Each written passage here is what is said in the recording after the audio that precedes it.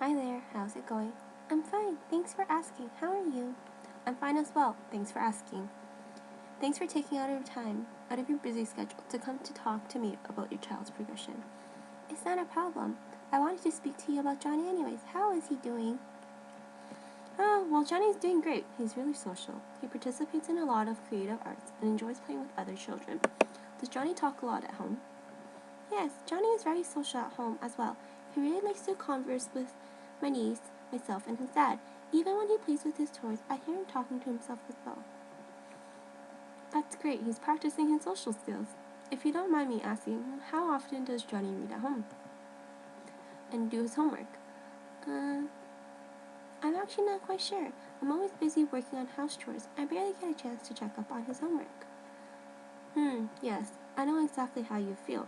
I have a 5-year-old myself. It is really hard to keep my eyes on work and family. Would it be possible for you to find some time to help Johnny out with his homework? Like I mentioned before, I really have a jam-packed schedule, but I will try to work out something. Okay, that's great. Or would there be anybody that can help Johnny out? I remember you mentioned that he had a cousin. Would she be of help? I never thought of that, but she is in high school. I'm pretty sure she can help out with Johnny's homework. That's great. Johnny is really interested in looking at pictures.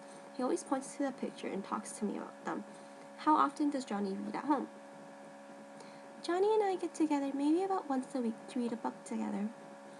As I mentioned, Johnny is really social in the classroom. I noticed that Johnny is having some difficulty in reading. Does Johnny read the books to you, or do you read to him? I do most of the reading. Johnny likes to talk about the pictures. So Johnny really loves those pictures and those books.